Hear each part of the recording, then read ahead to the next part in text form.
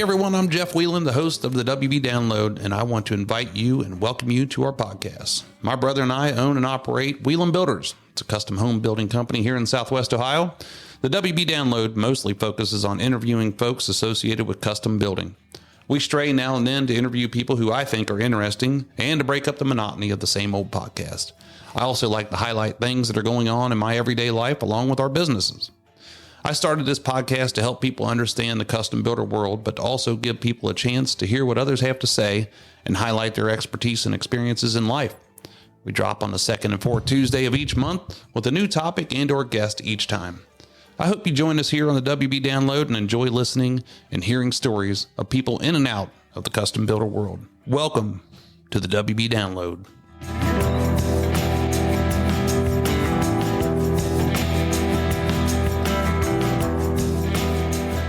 Well, all right. Welcome once again, everybody. Great day to everyone out there today. Today is Tuesday, May 27th, 2025. Man, I hope everybody enjoyed a great Memorial Day weekend this past weekend. What Memorial Day means to me is I'm taking that felt hat off and I'm putting on my straw hat. Man, I'll tell you what, it's opening to summer. Let's have a good time. It got cold here in Ohio over a Memorial Day weekend, but I remember when we were younger, we used to skate off down to Lake Cumberland, and there was a handful of times where it's pouring down rain, freezing cold, but it didn't matter to us because we were drinking beer and not much else mattered. So I missed those days, but happy Memorial Day, everybody. Thank you, everybody out there, for your service. Our kids have a typical government schedule this week. So we had Memorial Day weekend.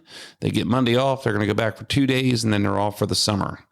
I wish they would take those kids and take them out and volunteer somewhere instead of just running out the schedule like they do. But we're ready for summer, man. We've been attending grad parties for friends of ours' kids and getting to see a lot of friends we ain't spent a lot of time with here lately. That's what summer means to me, is spending time with friends and family, getting to go to picnics, enjoying the warm weather, long days. Oh man, I love it when it's light out at 6 o'clock in the morning. It's light out at 9:30, 9:45 at night. Love it. Just the greatest time in the world. We're preparing on the farm for the Warren County Fair coming up here in July. The kids are working so hard with their animals and starting to feel the stress leading up to the fair. I mean, we're freaking out because things don't look good, or they're not the way we thought they would be at this point.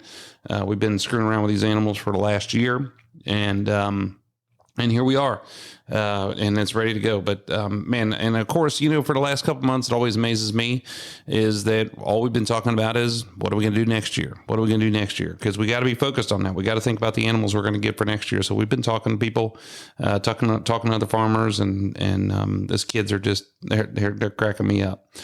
So we've been selling freezer beef on the farm. We hauled one last week up to Davidson's up there north of Lebanon.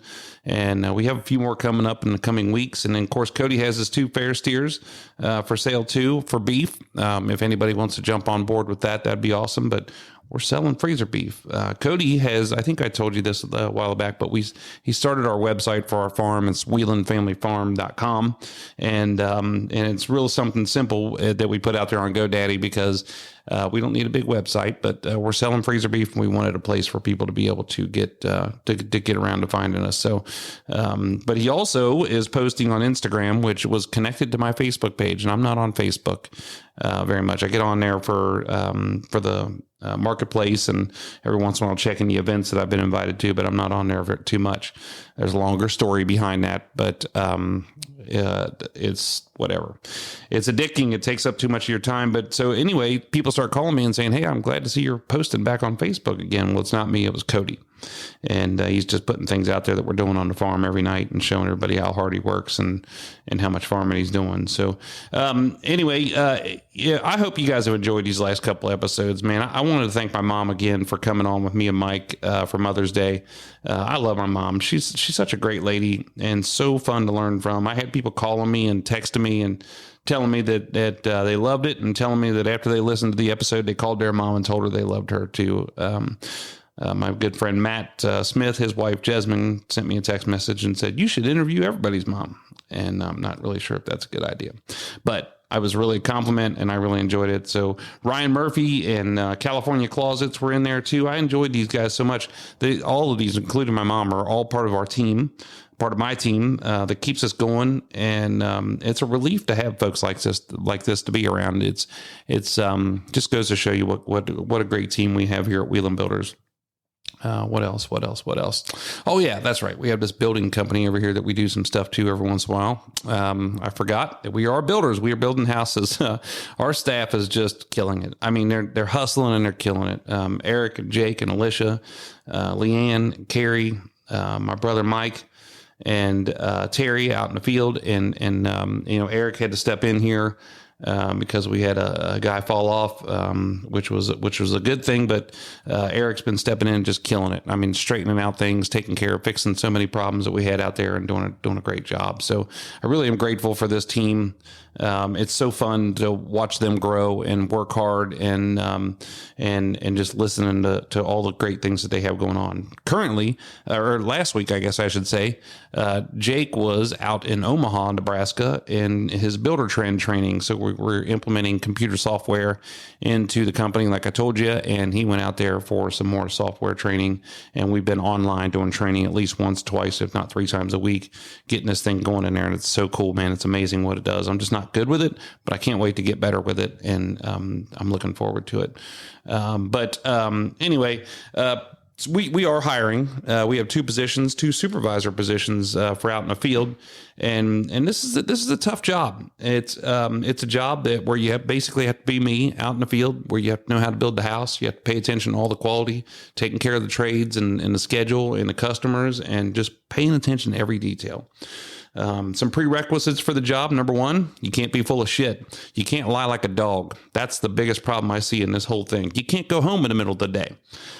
You have to be on the job. You have to come to work. Very important things you have to know. I know it's really tough. And number 2, you have to be a good person. The rest of it, we have a job description for, but all of these things, it's so important. I think somewhere down the line in production building, supervisor position becomes the top position, where you have so many assistants and lower ranks. They're like, someday I'm going to be a supervisor, so I can leave early. I can run the schedule from my computer and I don't have to come to work. It's not that way in custom building. In custom building, there's so many details and things you have to pay attention to. You actually have to be out there building the house. So if you know anybody that is that's excited, to be honest, and come here and work, I would love to talk to them about growing them here at Wheel and Builders. So friends, I want to tell you about our guest that we have on the show today. It is none other than my friend Adam Hehlke. He's from our Builder 20 group. He's out in Quad Cities, Iowa, Davenport area. And Adam was in the group when I got there, and we just always hit it off. When we were on our camping trip, my family and I, back in 2023, we made a pass through Davenport and hung out with Adam and his wife Kelly, and along with their kids. And Adam has an interesting story. I'm fired up to share it with you today.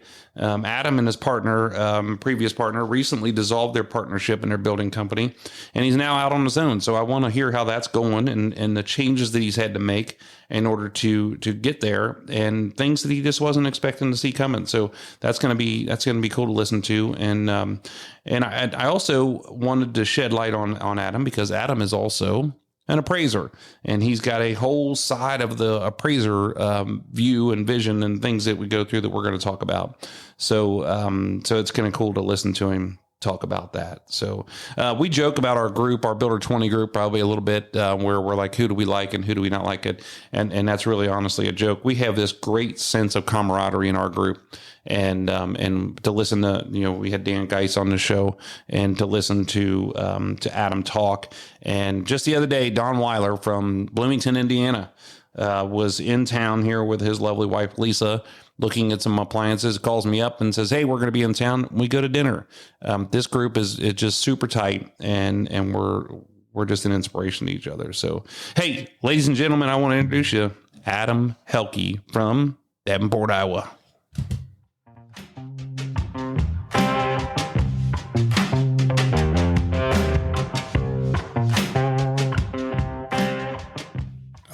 right, everybody. Once again, today is my guest is Adam Hehlke from Iowa, the great state of Iowa, Quad Cities. We're going to find out exactly where he's actually from and what his deal is. Adam is a builder out there, and he's in our Builder 20 group. Adam, welcome to the show. Thanks for having me. Man, I'm glad. I'm pretty excited. We were doing a little warm up here, getting ready for the podcast, and Adam and I were talking back and forth, and we're both so technologically illiterate that I'm surprised we're doing this by phone. We're not in person, so everybody has to know that we're pre-recording it, and so it was really funny. I thought we probably should have recorded that because everybody would get a kick out of listening to you and me going back and forth. How you doing out there today, bud?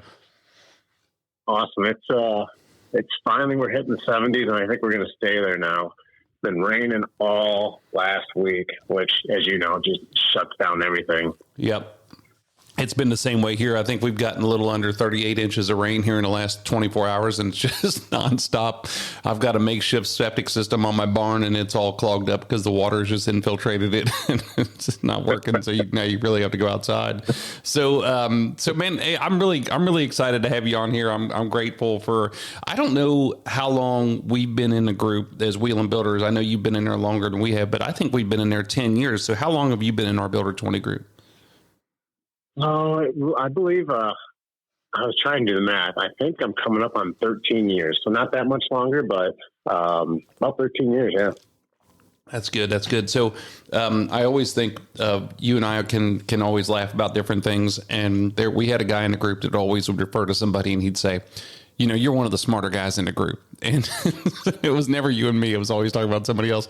But when I think about you and me in the group, and now we got Dan and we got a handful of other guys, we like to have a good time. And so you're a good time guy, and you and your wife are usually the ones who bring the party to the group. And I enjoy that. So, you know, more my wife than I. I didn't want to say that, but you're 100% right. Where'd you grow up, Adam? I mean, you're in Quad Cities, Iowa. Is that what you call it, or you call it Davenport, or where you at? Well, we call it the Quad Cities for the most part because it's four cities, even though it's split by the Mississippi River and is in two states.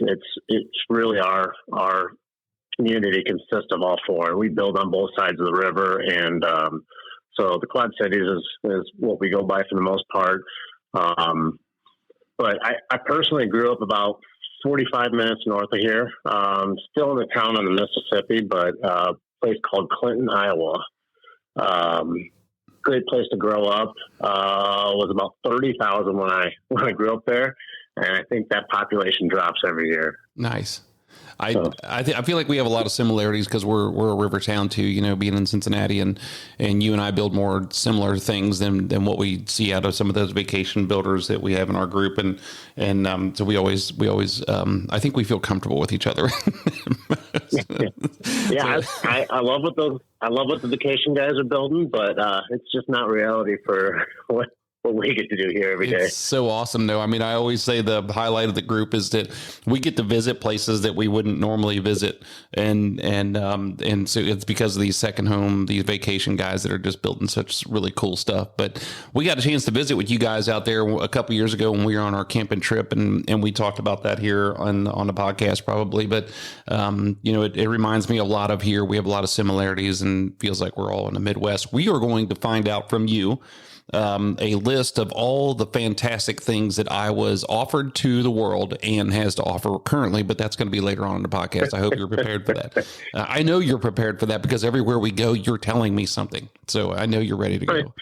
I'm just trying to get you guys pumped up to come to Iowa. I'm pumped up already. I can't downplay anything.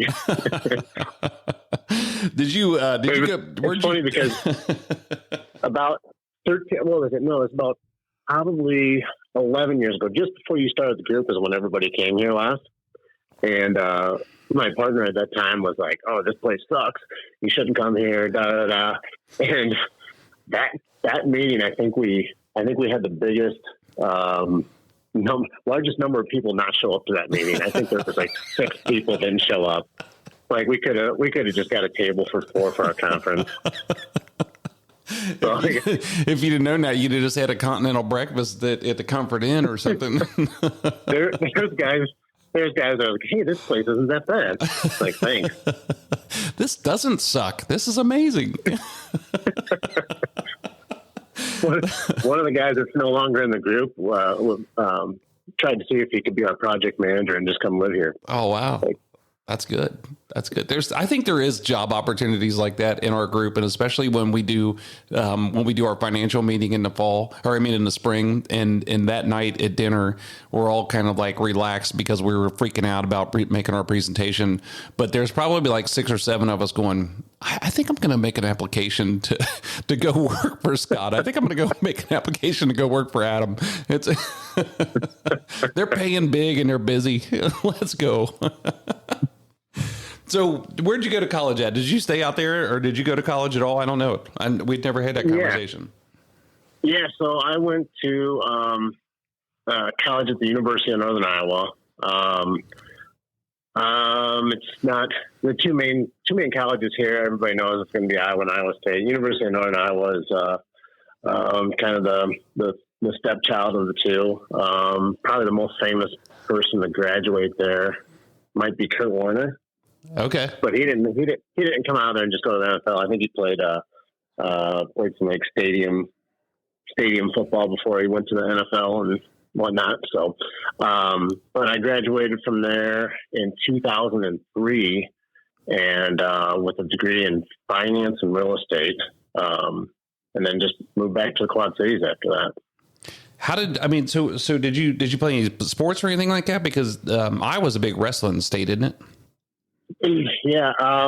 Growing up in high school and, throughout school, I did wrestle, did football and track, quit wrestling in high school just because, I wanted to be a football player. Like the NFL needs a lot of, 5'9", 180-pound guys.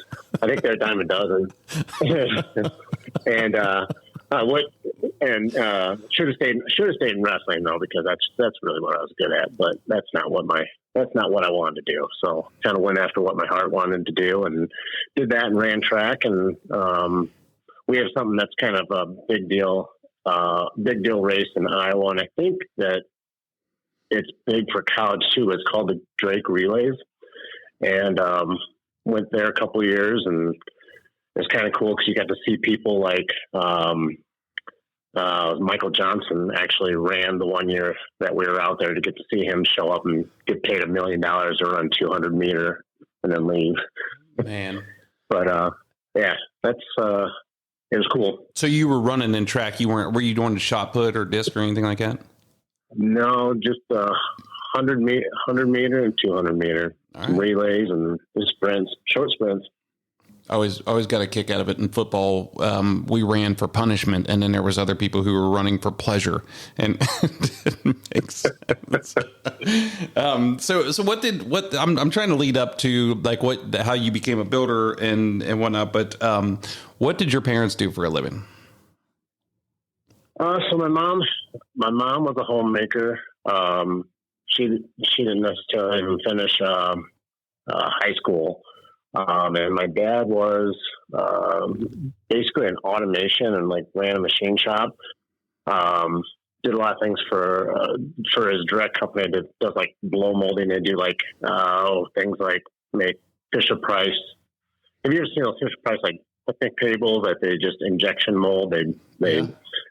Yeah, that's basically what he made, the machines that do that. Oh man! So, and he worked there for a long time and was a shareholder and just worked really hard. That's pretty cool. That's pretty neat. I'm always interested to find out what other people do for a living, because there's always these really cool things that people do that you just don't expect. You're always like, what do you do? Oh, I do this. And then you find out people who do stuff like that, and you're like, never thought of that. That's pretty neat. It's pretty neat. So you have any brothers and sisters? I do. I have a younger sister. She's 6 years younger than me. She actually, it was about, 15, 16 years ago. She moved to the Quad Cities. She just kind of like broke up with a boyfriend. And I was like, why don't you move down to the Quad Cities? Because she was up in Clinton, 45 minutes north. I had a rental property she moved into, and she came down here and just started living on her own, and she's been been down here ever since. And funny thing is, just recently she got back with that boyfriend that she broke up with. Damn. So, and they're doing well. That's good. That's good. It's tough to go back. Trust me, I know. My wife knows. I came back to her. So do you guys don't work together though, do you? We do. You do? Yeah, we do. So she started out working in the appraisal company probably about 6 or 7 years ago.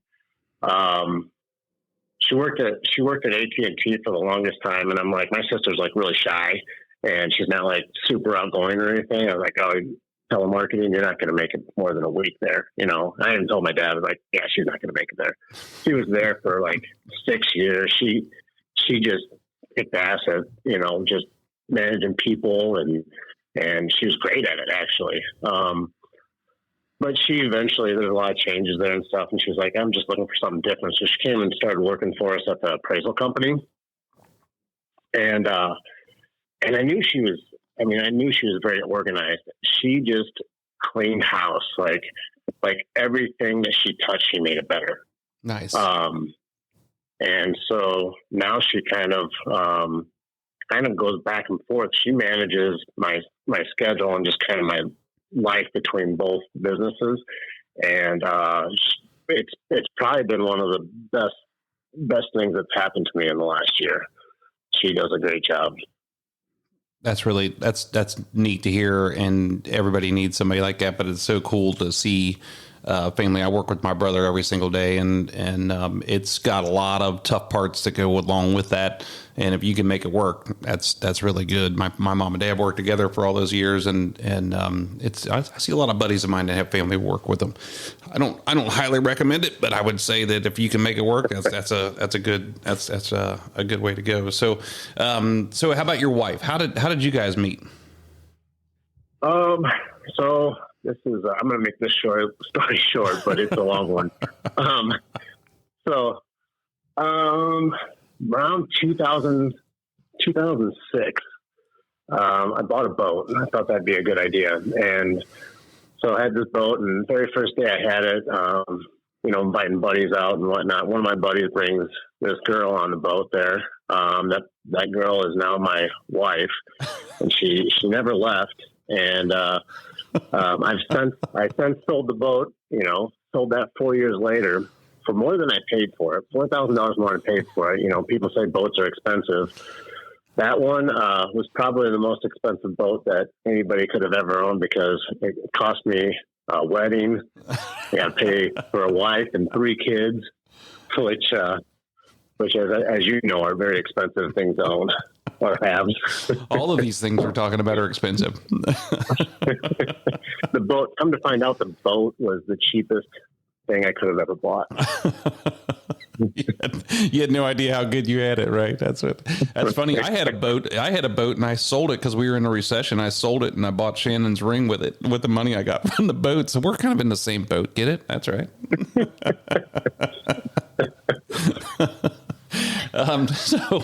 So you guys have been married. You've been married for a while. And Kelly, you guys always, I always admire you guys traveling together. When we go to the Builder 20 groups, you guys make a trip out of it. You're spending time together and doing those things. Does she work with you also?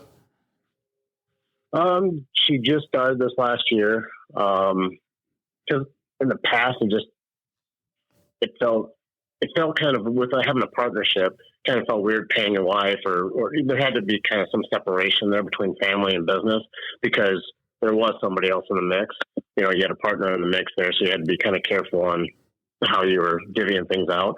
But she's been working with me in the last year, kind of easing into the whole thing as I need her to help.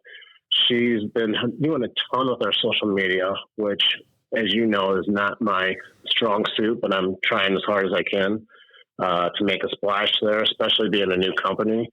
So she's been managing that. Sometimes she'll tag along, take photos, take videos. She's been dipping her toe into selections, especially if we're doing something like a spec home. With that, she'll get out there and make flooring selections and other things. just because I think she likes doing it, you know? Yeah. Well, I mean, it's understandable. I think some of that stuff, if you really dig into it, is pretty fun, especially if you find something, you know, that you haven't done at all or done for a long time, and you get to do it. It's pretty cool to learn and explore new things. But that's again, you're exploring in a territory where it's like, man, you know, you're working with your wife, and we're going to talk about Applestone here in a second, and talk about your new company and why we're circling around these things. But when you have a partner in a business, you have to keep things equal. You're always, you know, like I think the government barely even looks at partnerships a lot of times, because the one partner is always trying to keep the other one so honest that they don't have to worry about it so much. But when you don't have that, and your wife can come work with you in a company, it's a huge advantage for you guys personally, but it's also an advantage for you guys to be able to work together. And I think that's a nice touch that you have there. So what made you want to be a builder? Why would you want to be a builder? It's funny. We did. This was one of the questions on social media when I had a social media guy consistently. One of the questions he asked me, and it did it for a second. I'm like, I don't know.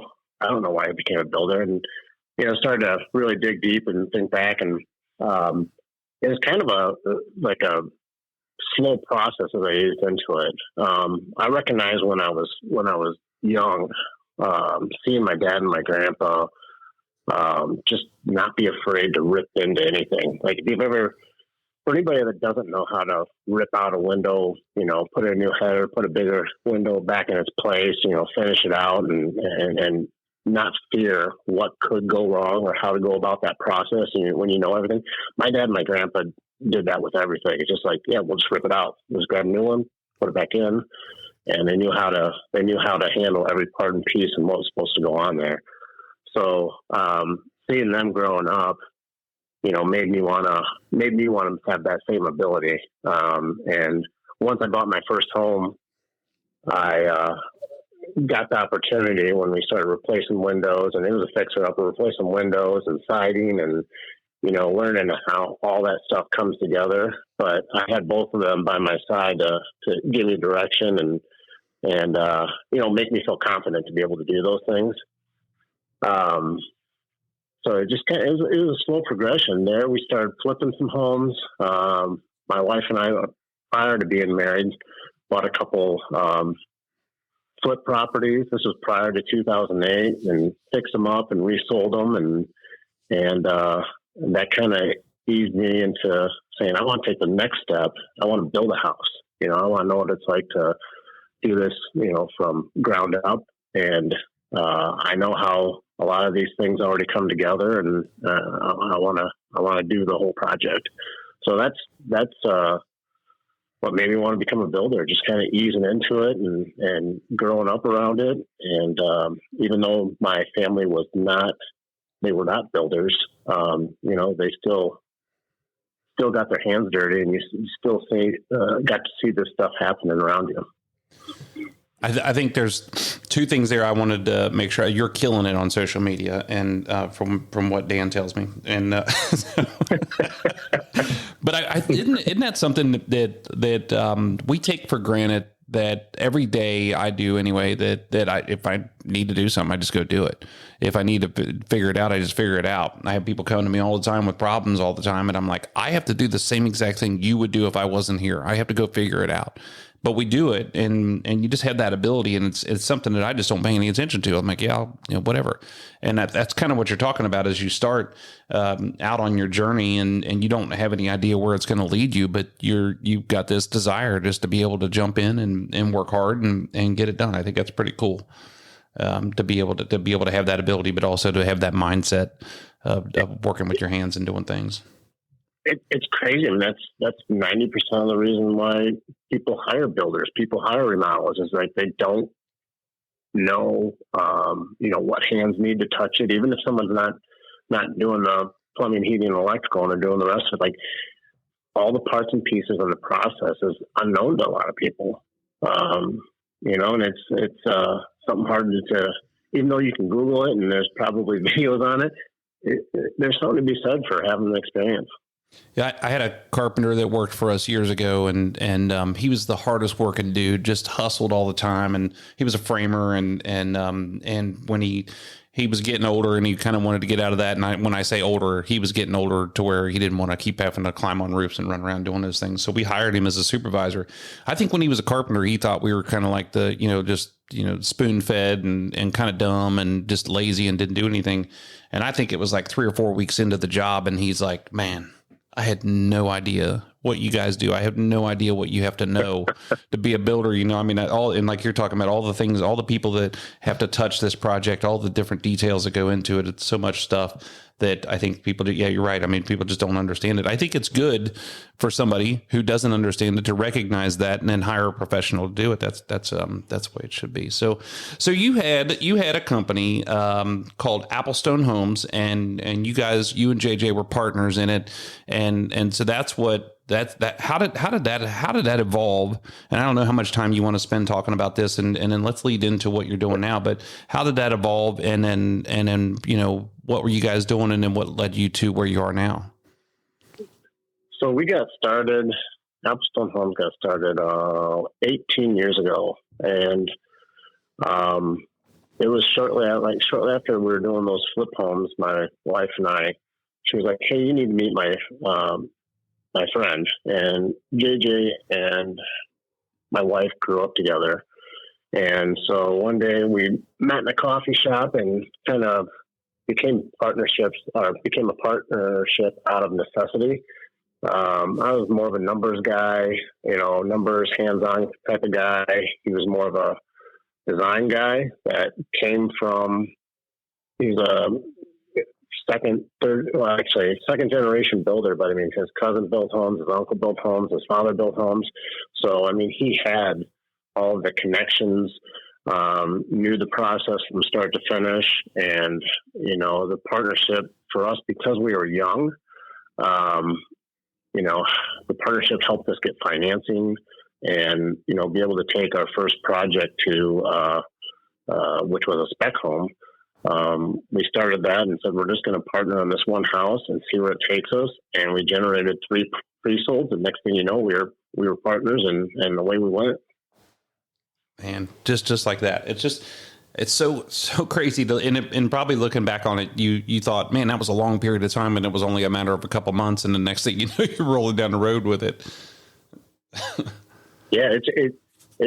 It's weird because, at that time I was obviously doing it part-time because I was like, I got to keep my job over here because if this spec house doesn't sell, I got to make sure I can pay my bills. And, and just doing one spec house isn't going to pay the bills anyway.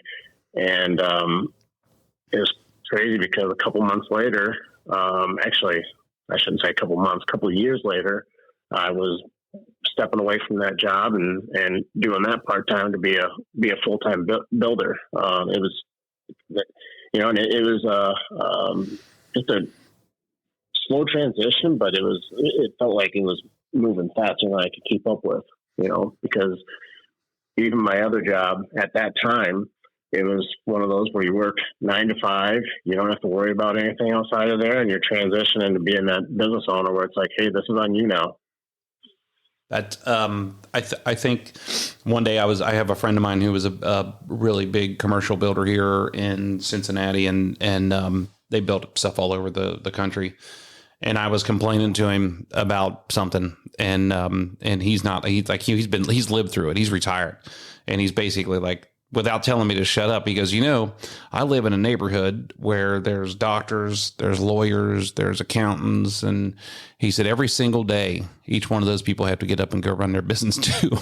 It's like, and so we love building houses, but it's the running the business part of it that scares the shit out of you. And you got to make payroll, and you got to deal with employees, and you got to deal with customers and all these things that stress you out. I mean, when you're out on a job and something goes wrong, most of the time it's like, all right, how are we going to fix this? This is pretty easy. But when you have all these other things happening, like you're talking about, if you didn't sell that market house, I mean, then you got to keep your other job.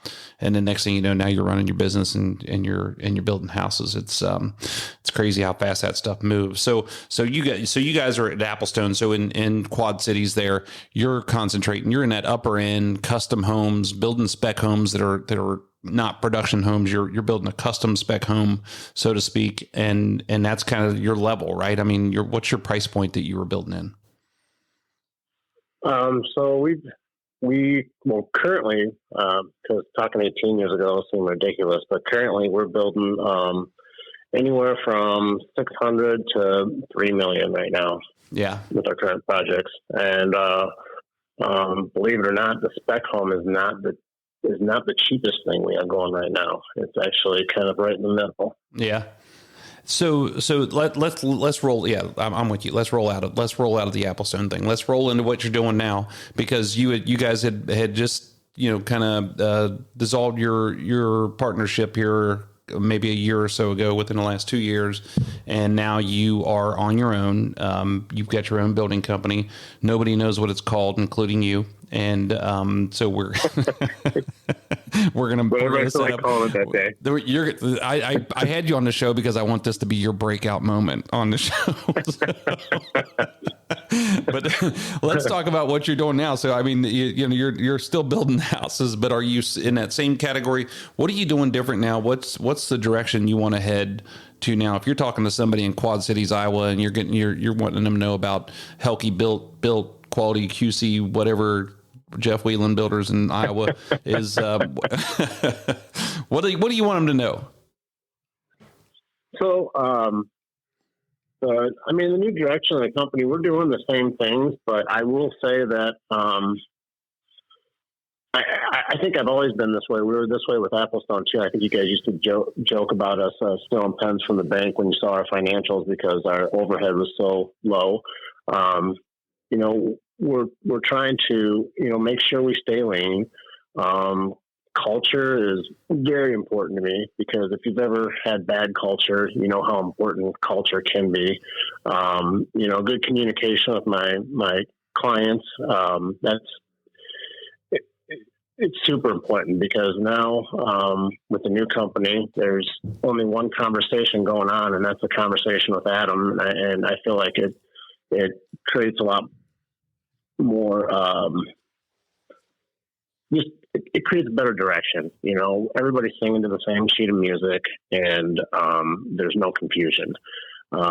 Years ago, we used to, we would build for anybody that had a pulse, just because you just wanted to keep building. And as you get older and you reset, you recognize how important clients are and how important the right projects are.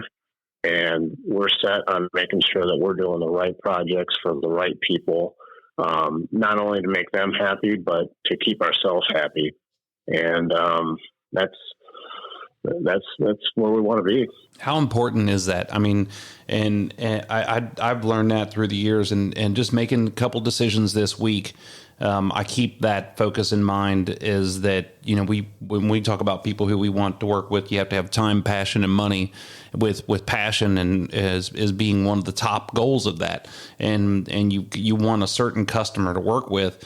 And so I used to be the same way. I mean, our website basically said, "Hey, we're a builder. You come to us and $200,000. You come to us with $30 million. We're gonna build it because we're builders." And then you start realizing you can't be that guy. I mean, you can't satisfy everybody. You're making more people unhappier than you are making them happy. And so I think that's a really good direction. How important is that to you to make sure that you're finding that customer, not just to make them happy, but to make you happy? It's probably the most important thing to me right now, which, it sounds pretty selfish, but it's not, because what it does is it makes sure that, if I'm happy, I can make all my clients happy too. At least if it's possible to make them happy, I'm going to, because there's some folks out there, and we've all had that experience where, there's nothing you could do. You could give the house away and they probably wouldn't be happy. Oh yeah. But no, I mean, we've been really focused on, like I said, the communication and the culture. And, the good thing about starting over is you can recognize what you can do better, and it's a fresh start. And with this fresh start, I think I darn near talk to every single client every single day. I don't know if that's sustainable, but right now I have people that like to get on the phone and like to chat, and we're making sure that we're staying on the same page. They don't feel like something's being missed or dropped through the cracks, and it's been huge for us. It's kind of crazy because the two parade homes that I have this year are both pre-sold homes, and our clients volunteered them just to try to give us an extra boost and some name recognition and get our name out there, and that says a lot. Yep. To me. It's basically their way of saying, "Hey, we appreciate what you're doing here, and we're gonna offer this up for you," because that's a lot for someone to do, to commit their home and allow people to walk through it and show it off. Yeah, I think that's awesome that you're doing that. And that's always a company that I've dreamed of, where I have these relationships with my customers and can come back and to their house for parties. You see them, and and everybody's having an enjoyable experience. It's anytime you have a long standing relationship, I think when you go through, for us, it's probably a couple years, 3 years of this relationship working together, there's going to be lots of ups and downs. And what our goal is at the end is to make sure that we're on the ups and everybody's having a good time. But having those real conversations with your customers, and it's a conversation where both people are involved in it. And that's so important to keep that project going. So what are the challenges as you start this new company? What challenges have you been faced with, more so than just the everyday running business things? What's the stuff that has hit you and you're just like, man, this is going to be tough, or this is going to be tough, or this has been awesome? Well, as you ending a business and starting a new business isn't as easy as doing as that. It's not just shutting it down and I'm a new business. We had to basically be two building companies. As we were finishing up jobs within the partnership, we had to man all those jobs, continue to go back and do all those callbacks. Meanwhile, while we're starting these new homes under the new entity, and that took a lot out of us because you're basically being two companies at once. You're splitting resources but it was important because keeping those people happy and making sure they're taken care of as we were starting the new business it's very important for that culture, that communication, making sure you keep a good name, because even though you might have a new company name, it's still Adam Hehlke, and you got to make sure that people are taken care of on your way out. So that's been a challenge. Money, you're starting off, you're doubling up on insurance, you're doubling up on, office, software. You're resetting and you're spending money in two different directions. So that's been a little bit tight. But the biggest one's been, name recognition. Coming from a company that was in place for 18 years and people had been through several parade of homes and other, seen us on social media and they knew who we were. So to hit reset there has been probably the biggest challenge for me.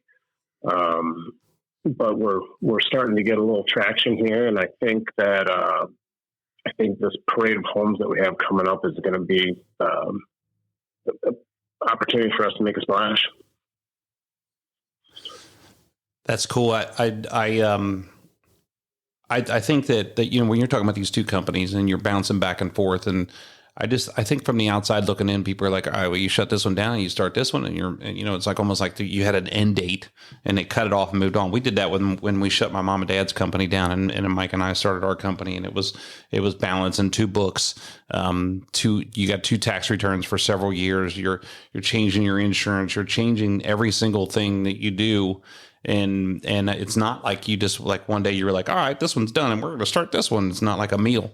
And so you got a lot of stuff going on there. I would agree. I didn't even think about, I think about Adam out in Iowa, and he's building houses, and people know you in your town. And I didn't think about how big of a change that would be for your name and the name of your building company to get back out there and start understanding what people are doing, and what you're doing, and getting people to recognize both of those. So that's probably, I mean, signs and cards and hats and shirts and just, and social media.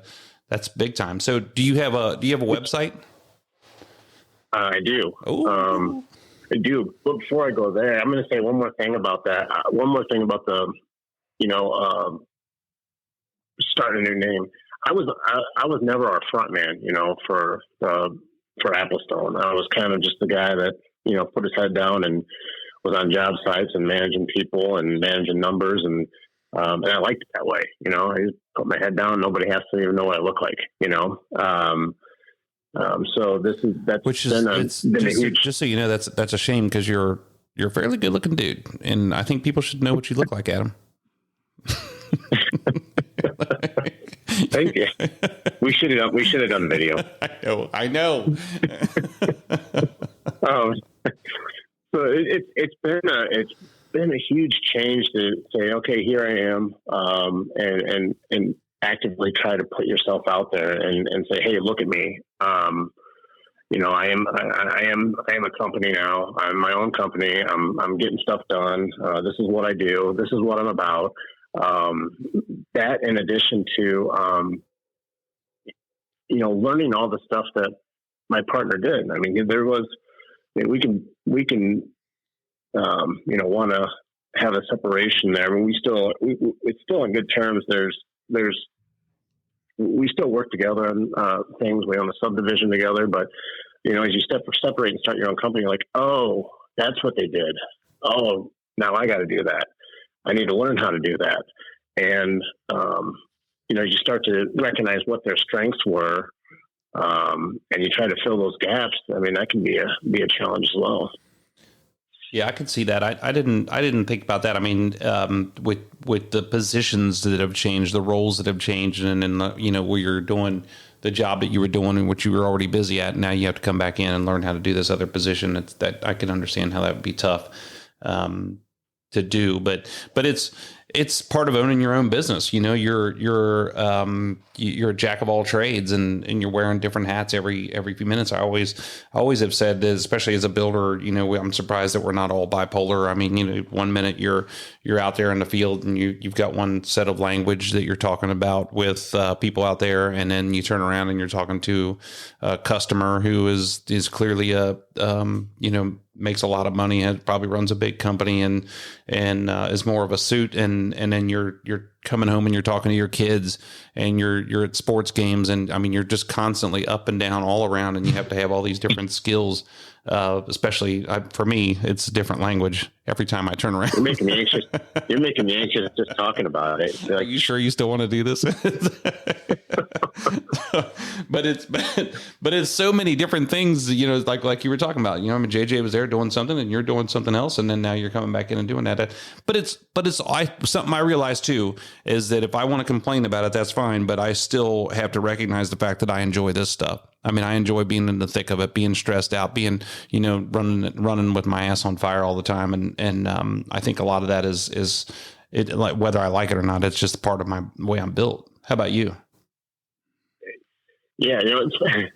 It's funny because, thinking about why do we do this?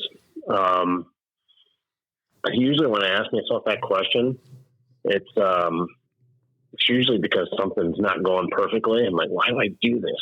And, but in the end it's the challenge of it.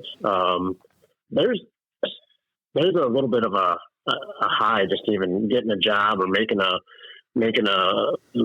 big sell or getting to start something new that you're not familiar with, and just have this adrenaline. You want to go and you want to get after it, and you want to learn new things. And, that's, I don't know. I enjoy that. I love being involved in new projects and seeing them come together. And,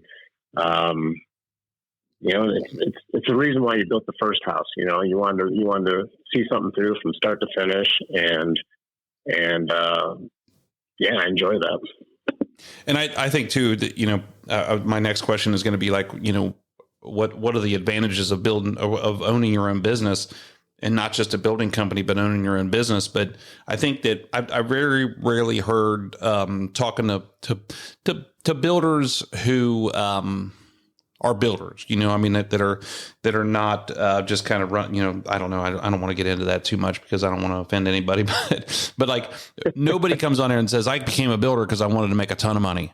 Because if that was what your focus was, you probably didn't make it very long, because you got to have a heart. You've got to love this stuff. You've got to want to be in it. You got to have passion. There's so many different things you've got to have that chime into this business. And if you're here for the money, you're probably going to be fairly disappointed. Yeah. I mean, it's, I don't think, if you went from swinging a hammer to this, you probably didn't realize how many more hours there were in it than you anticipated. A lot more hours, a lot more stress. And a lot more unknowns. I mean, every day you wake up, I mean, this is a risk business. You're taking on projects that, the client can be a risk, the project can be a risk, how you structure your contract can be a risk. We're subject to the ups and downs of markets every single day. We riding out COVID, seeing prices of homes virtually double. It's a risk business, and if you're the guy framing it, when you get done, you send an invoice, and as long as you're getting paid, I mean, you move on to the next job. And you might be subject to slowdowns just like the builders are, but I feel like there's just a lot more risk when it comes to being a general contractor than being in the grind of it every day.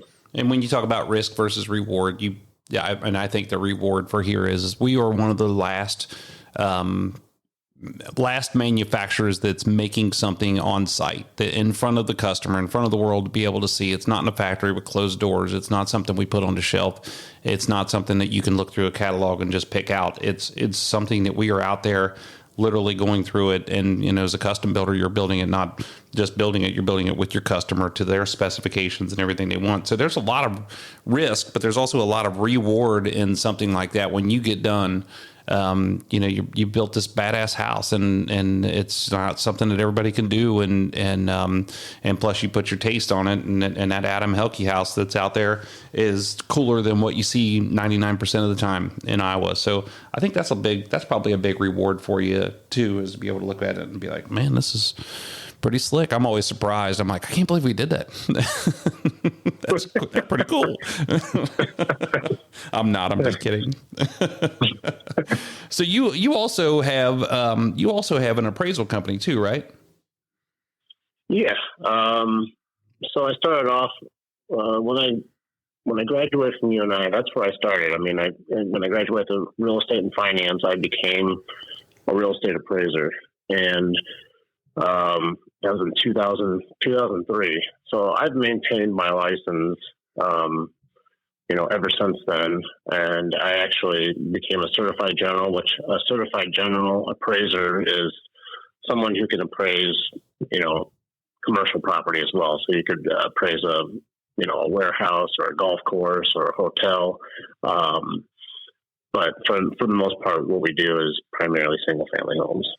I mean, I'll just tell you that around here, appraisers are not very well liked. And I mean, I think if we knew what they look like, we'd probably kick their ass out at dinner on a Friday night. But so I want to know from your perspective, I mean, what do we need to know about what appraisals look like? I mean, for me, I'm looking at it going, I'm the manufacturer. I'm telling you this is what it costs. The customer believes that this is what it's worth. The bank believes this is what it's worth. And then we get an appraiser driving by and going, nope, it's not worth that. And the whole deal falls apart. That's the way I see it anyway.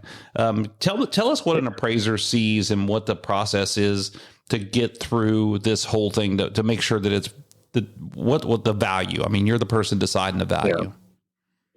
Yeah. So it's not as easy as just throwing your opinion out there. And every day it becomes a little bit more difficult and a little bit more regulated every single day. And on top of that, you have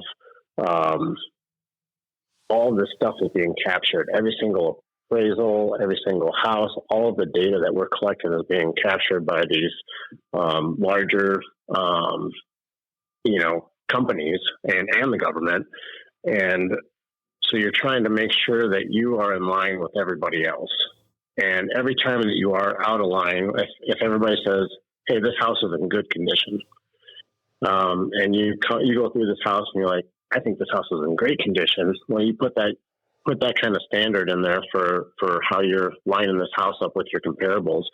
And the software will actually tell you, like, hey, all of your peers say this is good, not great. Do you want to change your answer? You're like, okay, I kind of felt like it was great, but I don't want to go against what everybody else is saying. And you have those kind of things that are changing, in addition to having to appease underwriters. And there's always an investor on the other side of that loan, because typically we're doing this for a bank or an investor that has somebody with that property. And that investor, in some instances, if they don't like the borrower, they may even beat you down. And that's not normally the case when you're dealing with new construction. But there's all of these rules, like how far you can go out for a comp, how far back in time you can go for a comp. All those rules are getting tighter and tighter around these appraisers. And all we're trying to do is make sure that we stay within those rules and do the best that we can to get people where they need to go. But I'll tell you, as a builder, giving an appraiser the more information, the better. I mean, you know everything about this house. Most appraisers obviously are not builders, and they don't have a clue in most instances what things cost, especially as fast as everything has changed in the last 5 years, how fast the costs have changed. So making them aware of, what things cost, being honest with them, giving them more detail on upgrades and why it's good, or energy efficient items. Give them something to talk about in these appraisals. Give them something to elaborate on, because in an underwriter's mind, that shows that helps them. Helps the appraiser show that they have done their homework, right? And it produces a more credible report when they can elaborate on things like that. It helps them stand behind something if they're on the verge of, not being able to make the value. So I think that's always helpful, is giving them as much information as you can. And maybe it's not just sitting there gabbing at them while they're going through them. Hand them a piece of paper, breaking it all down for them, just anything you can to give them direction. And also, not like you're trying to direct them toward a value, by no means, just helping them understand they're not builders. The other thing that can be helpful is if you already sold or built 5 other houses in a neighborhood, help them recognize like what is happening around them. Maybe they didn't go through a realtor. Maybe you can help them locate some of these comparables. Just giving them information. And I'll say that there's a lot of appraisers that do not want to be directed. So, don't direct them, but just give them information. So, I think one of the biggest issues that I know the biggest issue that we have is when we get out in the country and we're on, 10, 15, 30 acre site and nothing's been built around there. And if it has, it's on down the road. I mean, just the houses are more than 2 miles apart. And so we come in there and we're going to rock this $2.5 million house, and the guy wants to get a loan on it. And there's not a person in the world, not even an appraiser in the world, that can come out there and be like, yeah, here's some comps, so how do you, so what's the alternative? I mean, does can the bank overturn the appraiser or appraisal, or can the bank look at it and say, hey, we don't believe this appraisal, we'll just go ahead and loan you the money? Or does it, how does that work? They can make, so there's, sometimes you'll have lenders or middle management companies, which is between the appraiser and the bank, and they may suggest some additional comps or may offer like a consideration. And as an appraiser, that opens the door for you to be able to say, yeah, I do see these additional comparables or these additional items, and let me see what I can do. The challenge with that after the appraisal's already been turned in is the appraiser does not want to contradict themselves from what they've already done. So you got to give them a reason to be able to open that door and, be able to say, oh, I see what you're talking about here. Yeah, we can deal with that. I think people get second appraisals all the time. I know that I've been on the other side of that where if someone didn't like it, I will get a call to do a second appraisal after another appraiser had already been out there. We do have some instances where because of being a contractor, we've been called to go, 2 hours away in one instance to look at a very high-end home, and something that opened the door for us there with this particular lender was this was done by a certain architect that had built homes all over the United States, and some of them were as far as 3 hours away. And we were at least able to consider some of those because of the uniqueness of this home. But you have to have a good reason, It's weird because some of what we do, we're building high-end homes. So if you're building, a $4 million home in a market where you got production builders building, $500,000, $800,000 homes, you're an outlier. And that's when appraising gets hard, when things become outliers. Because whether it's you got three approaches to value. I'm not going to go into all those, but those different approaches, they seem to not be able to accommodate outliers. And we're in new construction, so especially when these appraisers will come out there and they're giving you appraisal before you even built the home. That's because those cells, even that home, won't fully be built for, let's just say, a year from now.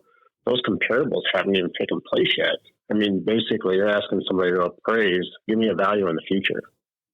Well, as you know, the house you build tomorrow costs more than the house you build today. So it is such a lagging process that, I almost wish we could, apply like add 5% to whatever my comps are because this house hasn't been built yet. I mean, that would be more adequate than saying like, yeah, the house that you're building today is going to be worth what these houses are yesterday. That's not true. So it is a challenge. I'm glad you said that because I had thought that you had told me that there's multiple avenues that an appraiser can take to arrive at the value, and it's hard for me or anybody else to go back to an appraiser and say, well, which path are you using? And because I don't know the other paths, but there's got to be some, I'm with you. It's not going to be, because that's what we're worried about, is doing the loan on the front end. And this house isn't going to be built and it's going to take us a year and a half to build it or whatever it is. What's the value of it a year and a half from now? But at the same time, you also see existing homes increasing in value every single day. Does that move together parallel on the scale? So if I've got a home from 1986 that continues to grow in value, and I've got a brand new home that continues to grow in value, even though there's separate prices, does that increase a percentage run at the same time or parallel with the other one? And that's, I can see where an appraiser is looking at this thing, trying to do the math and trying to figure this thing out.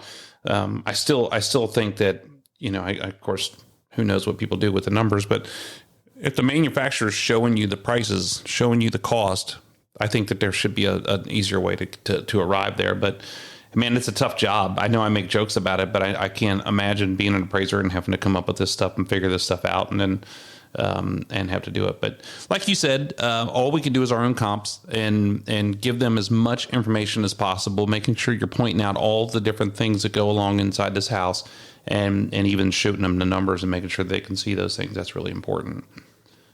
It's funny. There's when you think about new construction. I mean, new construction and the fact that it costs more every single day to build than it did yesterday. That's the reason. That's why all property goes up every single year. That's why that home from 1986 goes up 3, 5, however many % every single year, because it's being pulled up by the cost of what it takes to build a new home. I wish, and you wish there was a way that, like I said, you wish there was a way where you could just throw like an extra 5% on it. Like, yep, that's what materials went up this year. So we're just starting this home, and it'll be worth that when it's done. But everybody wants to see the real time data, even though that product hasn't been put in place yet. And for rightfully so, they're protecting themselves, right? Yeah. One thing that we did on one of our most recent homes is we put a contingency in there, and this contingency was kind of similar to what you'd see like in commercial contracts, where there's just basically this extra money for the client to use just in case they needed it, right? And we, as we all know, when people are making selections and everything, they always look up. Rarely do we have a client that looks down. It doesn't matter how large or small the allowance is. Everybody looks at the next best thing. It's just human nature. And so that contingency in this case helped absorb a lot of looking up and making better selections as they went through the process. But in the end, what it did is, because you have an appraisal that's usually done on the front side, in the end, it basically allowed that appraiser to stay at their same value, because what's harder than doing an expensive new construction appraisal, having to do it again for $100,000 more than you did the first time. Yeah. Because you're contradicting yourself, and you could be contradicting yourself, because even though that tile costs twice as much, how do you make an adjustment for that? I like that formula that you're talking about, putting a contingency in there. And I think it's important just for customers who are listening and for other builders who are listening, is to be open to that discussion and talk openly about it with your customers and their bank. And because I've gone to the banks before and said, hey, do you mind if we put a contingency in here? I'll show you the number. And they're like, you can put whatever you want in there as long as it appraises. Same thing with the swimming pool. Same thing with the pole barn. Same thing. They're like, you can put whatever you want in there. If you're building it, I don't care, but it has to appraise. And that makes a difference. I think back to one of my questions that I had for you before. If it doesn't appraise and it falls $100,000 short, usually the customer comes up with that extra $100,000 cash to put down on it to make the bank good with their percentage of loan to value, right? Is that a good assumption? Yeah, I mean, I think that's what happens in most cases, especially if you're doing some really high end stuff. But if you're doing some of the more of the, I'm going to call it more of a starter home. I mean, do people have an extra $100,000 to bring to the closing? Right. Probably not. No. We had. This banker was talking to me a while back, and a good buddy of mine, he said, I don't understand the same guy, the same appraiser is always coming back light on all this new construction.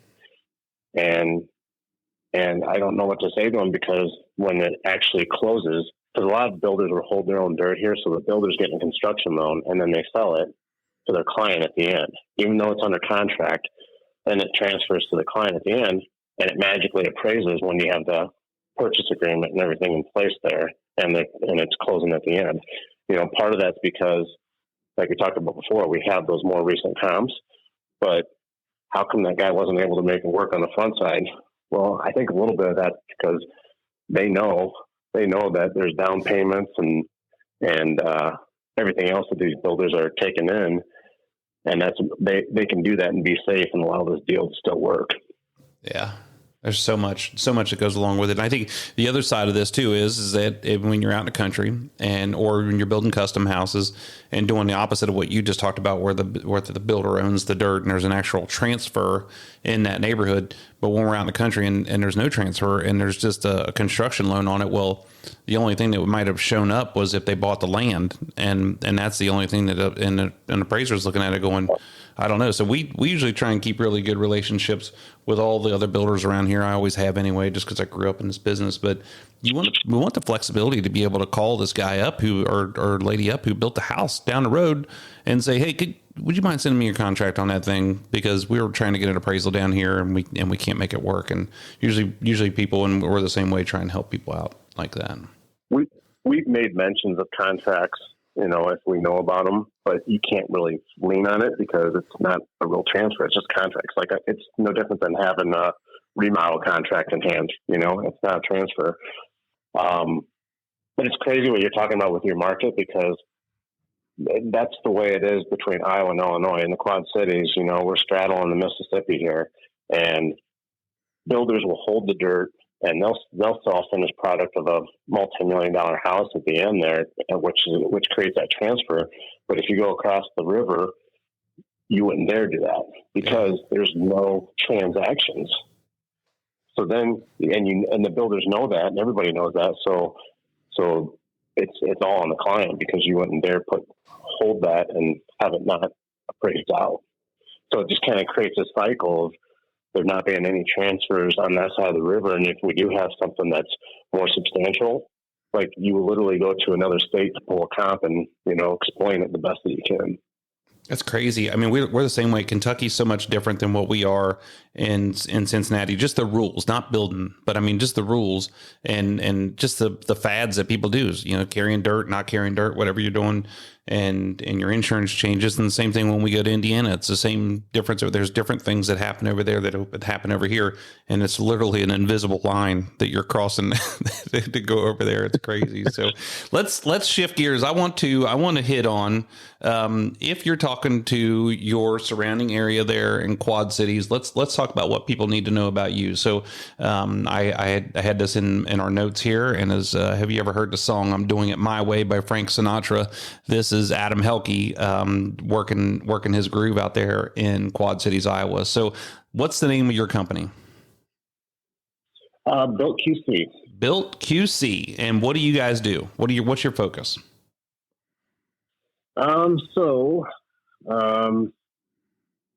Price point, area, subdivisions. Yeah. So for the most part, we are, we build anywhere from, like I said, about 500,000 to 3 million right now. And, we do a lot of remodels. We're trying to stay diversified. Just getting started the first year, I guess my hope is to not grow too fast. Just because I think that, it can kind of create a yo-yo effect. So slow and steady is what our goal is right now.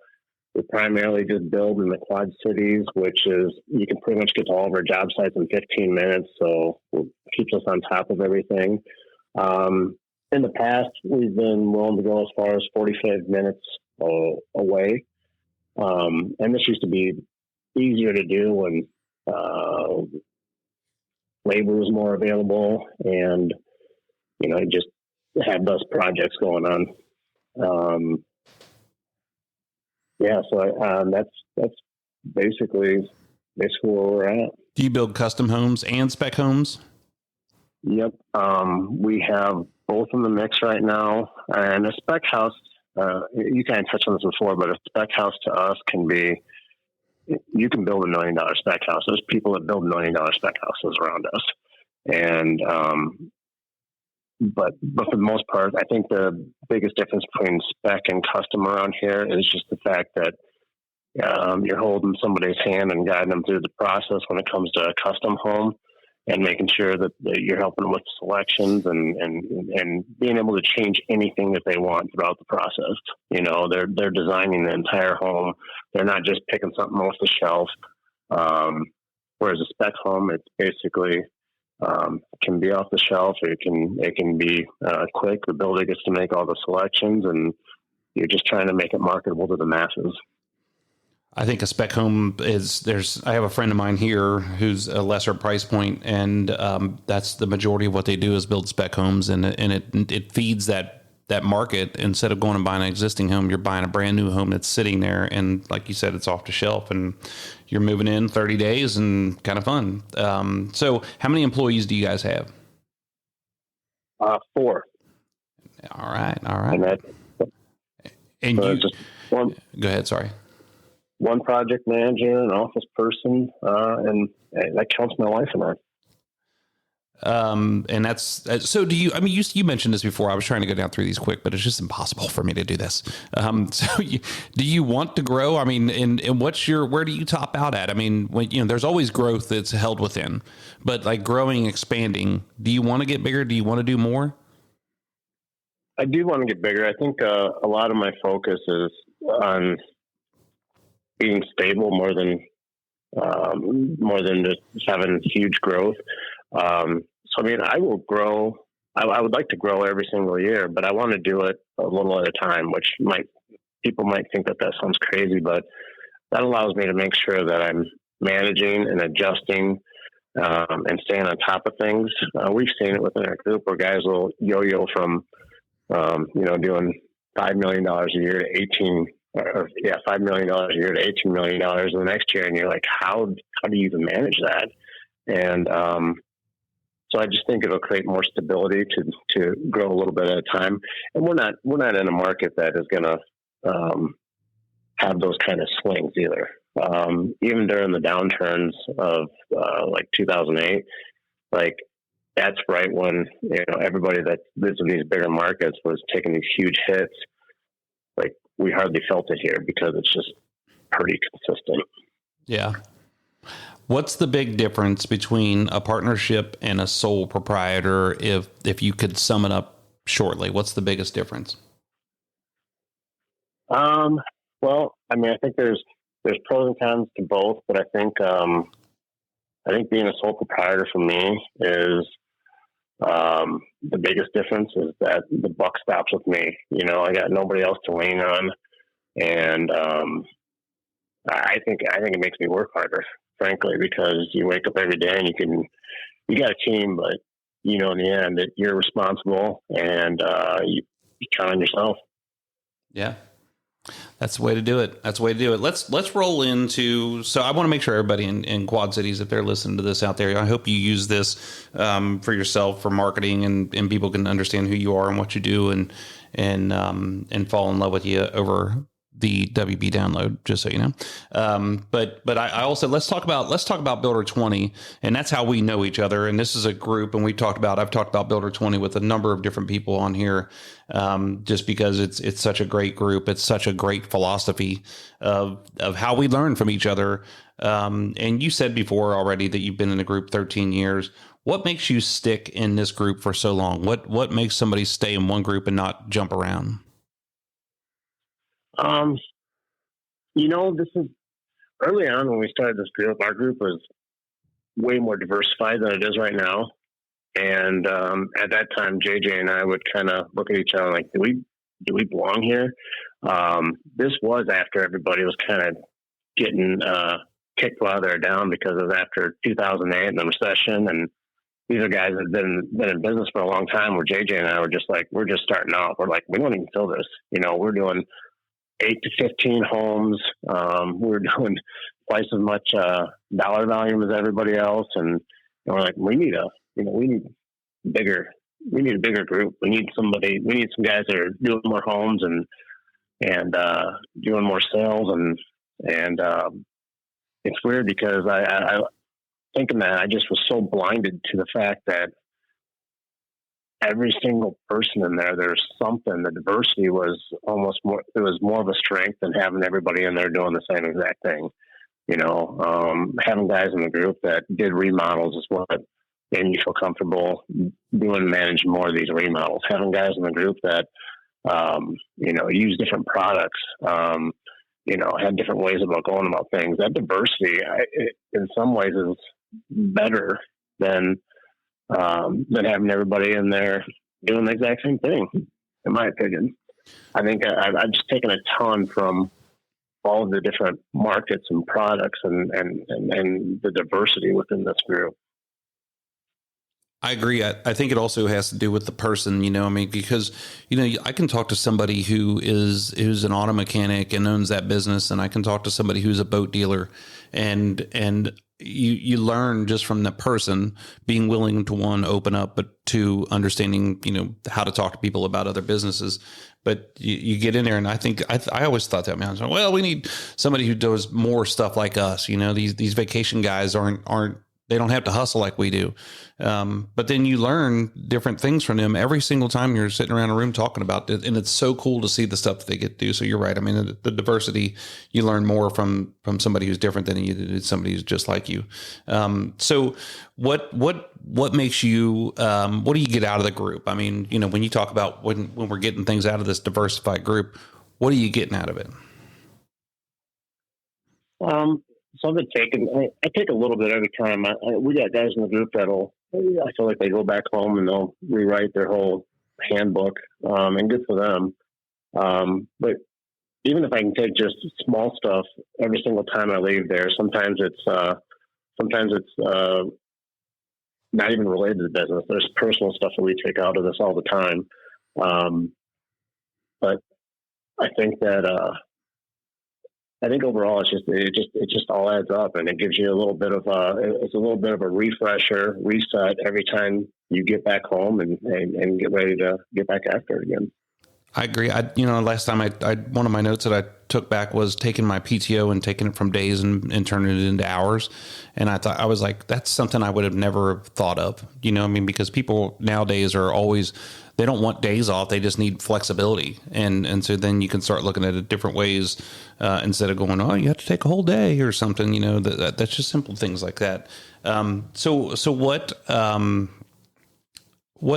do you not like about the group? I mean, and there's always upsides, there's downsides, and if there's nothing, then there's nothing. But what do you dislike about the group? This has actually gotten better over the years, but when we first started, there was, I feel like there was only 4 people that got to talk the whole time. It was like you're going there, you listen to the same 4 guys. And, I didn't even know what half the room's voice sounded like, because you got all these guys that, you know, big personalities and they want to be heard. And sometimes I think what they took out of it was just being able to get everything off their chest, you know?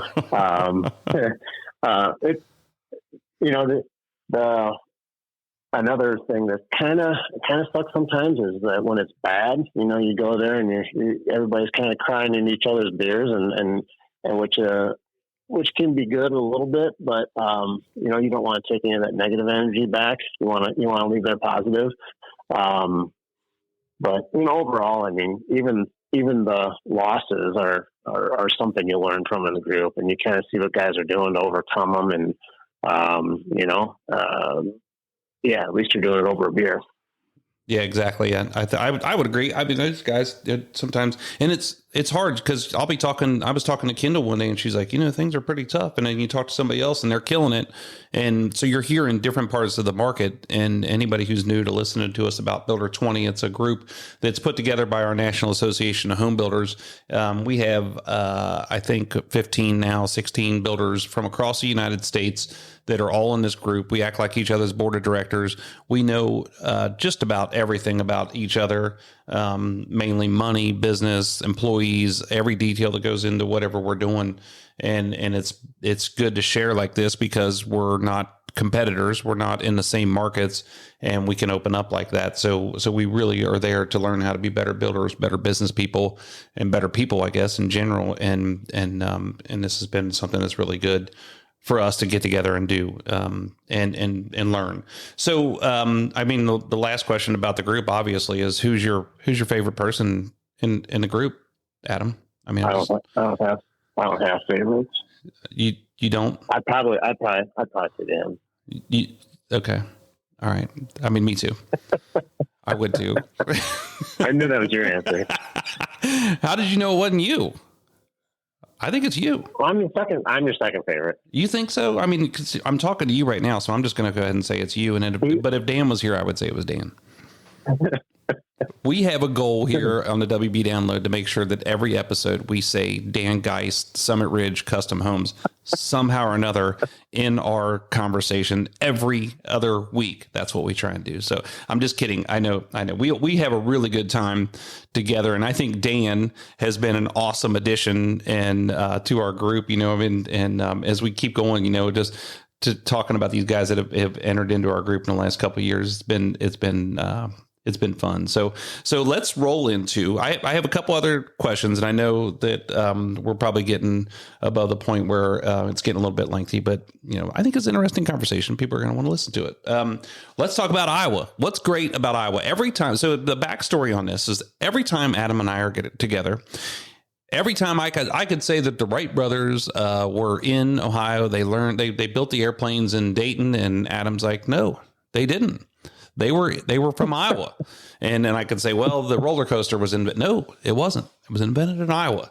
So tell me, go down your list. The Wright brothers aren't on my list. And they didn't invent the plane here, but they're from here. They're from Cedar Rapids. They were born. They were born here. Okay, so let's go. Let's have it.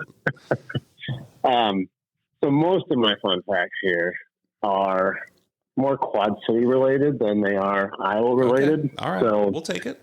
But the big Iowa one is the first digital computer was invented at Iowa State University. So you're welcome. The first digital computer. Is that different than the first computer? I think they had to. You're asking me questions I don't know here.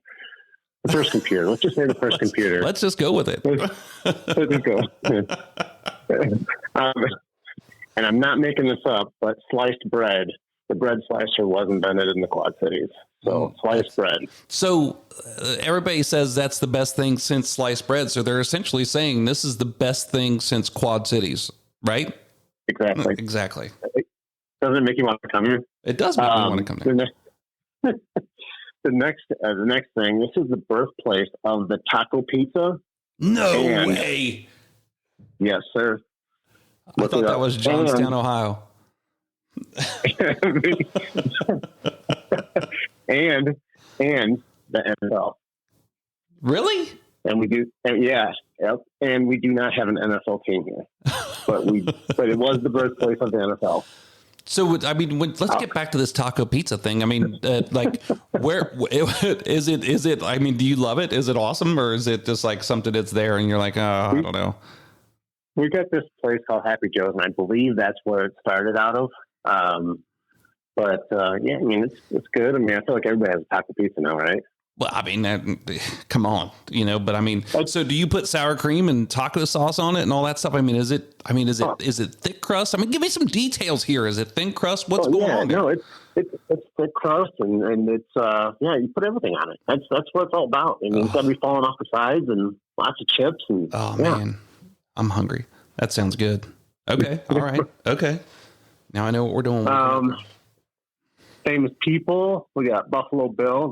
I think this is where this started. We're in Colorado. This is horrible. I cannot believe that everybody on the western part of the United States thinks that Buffalo Bill was from their town. This one, I might be making a lot of this stuff up, but this one I know for sure. Buffalo Bill, John Wayne, Johnny Carson, and Caitlin Clark. I could understand Caitlin Clark, but John Wayne, I think John Wayne lived in Southwest Ohio here for a little while. I thought maybe he was born here, but apparently not because he was in Iowa. But John Wayne and Caitlin Clark, I'm surprised John Wayne and Caitlin Clark weren't born in the same house. You know what I mean? I mean, that's how badass she is.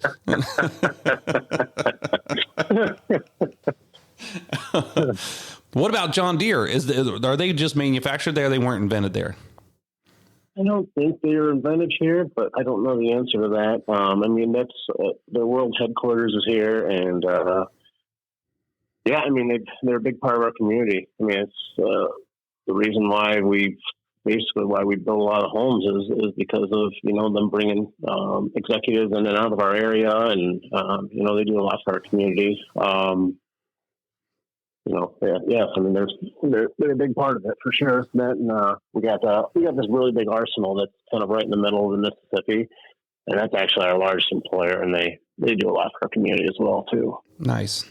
Our friend Don Weiler from Bloomington, Indiana, is going to be so excited to hear all of these Iowan facts, because that's what he loves. When we go to a town, he starts like he's sitting on the plane and Googling it. But I will fess up that Don Weiler and Dan Geis both helped me. I sent them a text message and said, shoot me some questions for Adam. And they filtered in a couple of things. Don's great idea was make sure you're talking about Quad Cities, because you want Adam to take this podcast and use it as marketing for his market. So I thought that was a really good idea. So as we, are you done with the Iowa stuff, or do you got more? I mean, I'm sure you could talk all day. We can move on. We can move on all day. So let's get into last couple. We'll do a podcast just on that sometime. I would love that because I think that everything you tell me is true. So I'd love to hear more truth come from you about Iowa. So here's I think that you're a dad, you're a husband, and most people, and I think most people don't understand the difficulties of opening your own business, and what it brings to your family life, and how that all revolves around there. I think that what's it like to be in business, and how does the business affect your family?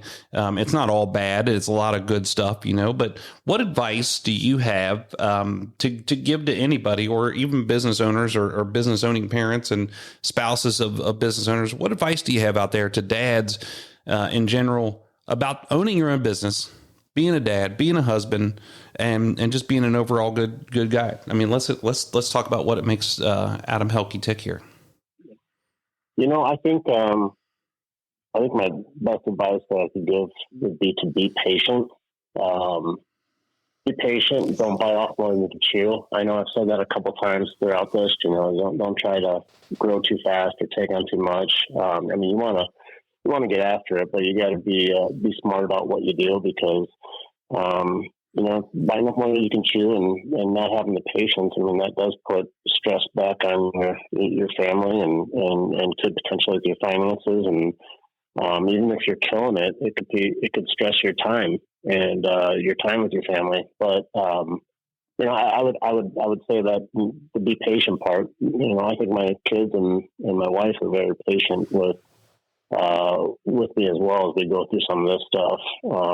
But like you said, it's not all bad. We've had, lots of good things have come our way because of being a builder and being a business owner. The fact that we get to live where we do and be able to live in a home that used to be new is something I never got to do growing up. And being a business owner and being a builder has allowed us to do that. It also is, giving us, more flexibility than other things would. You might work 80 hours a week, but you get to choose when you work them, Right. So those are all great things. That's great. I think that it takes a lot of courage to own a business. It takes a lot of courage to run a business, but it also takes a lot of courage to listen to the advice of other people. And that's what our Builder 20 group does. That's what I do with friends like you and with people that I can surround myself around, is just to open yourself up, to listen, to have patience, to do all of these wonderful things. Just to try and be a better person, be a better business person, be a better builder, whatever you can do, be a better dad, be a better husband. And I think that's so important. So, brother, I can't thank you enough for coming on here and spending time with us today. I really wish that we would have recorded the first 5 minutes of our conversation, because it was hilarious, because we thought we were going to do a Google Meets and then we were just going to be over the phone, and Adam hasn't slept in 3 days because he was doing makeup and hair, and it was just but it was great, man. I'm just so grateful for you. We've been together for 10 years in that group together, and just having a good time and learning from each other. And thanks again for taking all your time out of your day to be here and hang out with us. Yeah, I really appreciate you having me on, and I've been waiting for you to ask. I'm surprised it took this long. So cool of it. I'm glad we got to it, man. And I hope you're having a good day. It's lunchtime out there in Iowa, maybe a little bit later. So hopefully you get some taco pizza, and I guess we'll see you in Maine here in a couple months, and which is our next destination. And I'm sure we'll talk before then. So everybody, this is Adam Hehlke from Quad Cities, Iowa, and just building some houses and kicking butt being out there. Adam, thanks for being here. Hey, thanks for having me.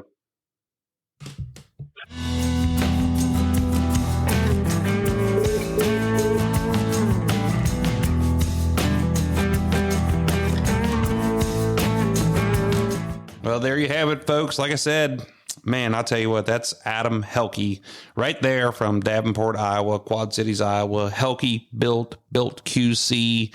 He's a custom builder out there in Iowa, and he's just a great person, and I am grateful to have him on the show. I forgot about our little segment there talking about all things Iowa. Every time that we are together, no matter what we talk about, Adam can relate something back that was made better, bigger, sweeter in Iowa. And so that was kind of fun to reminisce. That started with the fact that we were in Cody, Wyoming, which is where Buffalo Bill's from. And he was born and raised and he lived there and blah, blah, blah, blah. Well, we get to Golden, Colorado, and he's buried there because he lived there. And he's buried up on top of the hill, and that's where his wife wanted him to build. And then you talk to Adam, and Buffalo Bill was born and raised in Iowa. So I don't know. But this Buffalo Bill dude, I mean, he's something else. Anyway, Adam Hehlke, thank you, man. Thank you for being here. Thanks for all your support. Thanks for being a friend. And thanks for taking time out of your day to be on the WB Download. I enjoyed getting to know you more on this interview, but also learning about all the things you're doing out there that are great. So keep on doing it, man. Keep on trucking. I'm grateful for you. I want to thank the audience for tuning in and listening to the interview today. Listen to the WB Download. Don't forget that our episodes drop on the second and fourth Tuesday of every month. And I hate to even jinx it. For the next episode. But my cousin Johnny Lohr from Gordian Construction, big commercial builder here in Southwest Ohio. I think Mike and I have him nailed down for this next episode, and I'm really, really hoping that we can. But that's who we've got lined up. And if not, you're going to hear a song story from me. But hey, that's who we're looking at, Johnny Lohr. So don't forget to subscribe to the WB Download on your favorite podcast service, and don't forget to check us out on YouTube. Leanne's doing a killer job just getting everything up and running and keeping it going over there and making sure that people can find us. Tell your friends about us and listen often. A lot of people tell me they're listening when they're in a car on a long drive because our episodes are longer than what most are. But they're informative. I hope it keeps your attention. So if you want to be part of the conversation, and you can email me at wbdownload@wielandbuilders.com, wbdownload@wielandbuilders.com. And if you want to check out more behind the scenes, some awesome pictures and all the cool stuff we're doing here at Wieland Builders, go to wielandbuilders.com. Everybody, thanks again for listening. As always, we're grateful for each and every one of you. Thank you, Adam, for taking time out of your day, for coming on the show. And I want to thank Dan Geis and Don Weiler out in Bloomington, Indiana, and Dan's out in Golden, because it's not a show if we don't mention Dan Geis. You guys are awesome. Thanks for the help on the questions with Adam, and we will catch you next time here on the WB Download.